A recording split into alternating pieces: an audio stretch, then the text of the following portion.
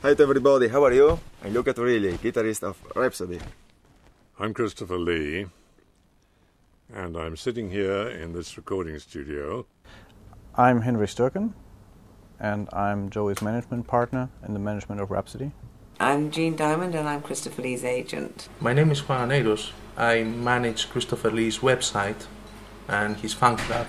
So when I wrote this saga, so important to give the most important touch was to have a great actor as main narrator. Christopher Lee, what you can ask for more, you know. We love Lord of the Rings. One actor that we love extremely is Christopher Lee for his incredible career and his face. I love his face, the expression of the face, the way he speaks.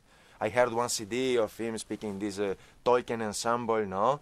And me and Alex were amazed. We were really, wow. I received an email one day from Joey De Mayo saying that he wanted to ask about the possibility of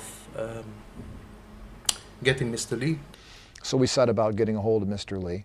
We did get a hold of Mr. Lee, and we presented the band in their purest light. We gave examples of the music, we gave examples of some of the text, and I think he was genuinely interested on an artistic level. I mean, you can see that the guy has nothing to prove creatively, so now it's time for him in his career to do things that he thinks are interesting.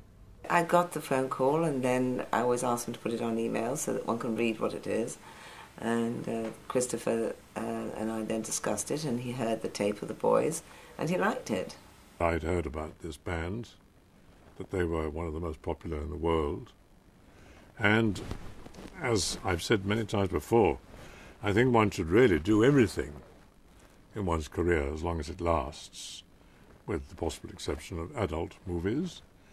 But I think one really should do everything, because everything is a challenge, and it should be. There was a famous British conductor, long dead now, called Sir Thomas Beecham, and he made this wonderful remark. He said one should try everything in life except incest and folk dancing. He has a thick, rich baritone voice that actually crosses down into the bass register. It's very, very impressive. It was a good time for all creatures of the earth. But fate decreed that the dark prophecy of a demon knight could bring a tragic end to this piece, scarring their lives forever. I thought it was very exciting for Mr. Lee to participate in something like this. Obviously because, I mean, he's a trained opera singer himself, and because he's 81, and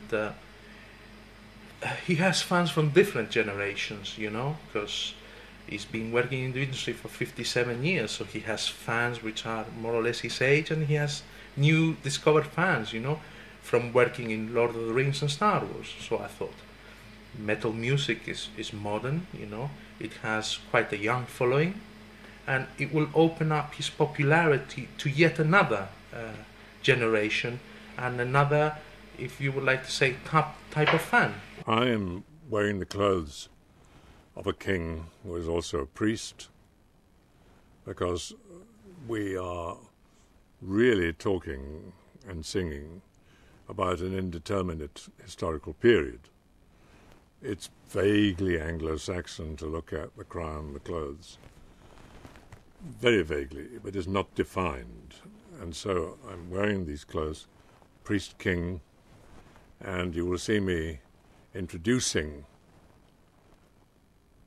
what is in fact called the Symphony of the Enchanted Lands, Part 2, The Dark Secret.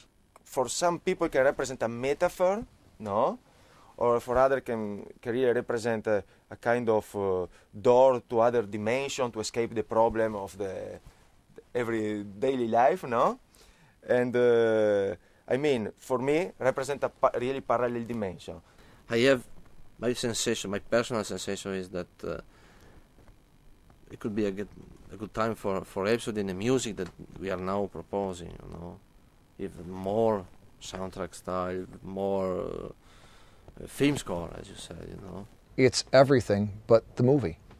I mean, if you sit down and listen to this, you're hearing music, you're hearing actors, you're hearing dialogue, you're hearing singing. I mean, it's really theater and movies combined without the visual element. And of course, when they add the visual element in by way of video or imagery or computer generated things like that, I think it's going to be a really, really new era for heavy metal. Maybe we are creating now, in what we are all doing together, who knows, we may be making musical history.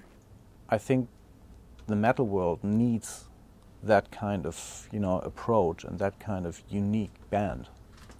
I just flew in a few days ago, and we did 3 days of recording for orchestra, 80 pieces, and choir, and the result was really cool.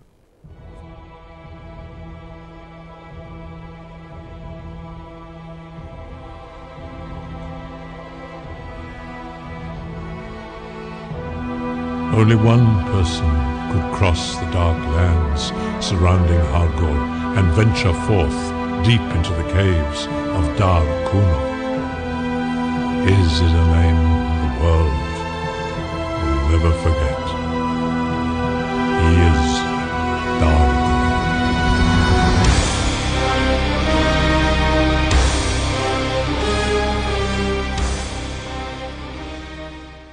For instance, in the Czech Republic, it's one of the few places in the world I think we could make a phone call through our sponsor there and have the whole block have traffic stopped by the police. I mean, for a whole week, people couldn't drive on this particular street because there was too much ambient noise. So it's a really multinational thing with, well, if we count everybody involved with, easily 150 to 200 people involved. So the question is, if I hold it like that, it's too casual. If I hold it like this, you'll have to have a box. No problem. So it's like Yes. this. It was a good time for all creatures of the earth. But fate decreed that the dark prophecy of a demon night could bring a tragic end to this peace, scarring their lives forever.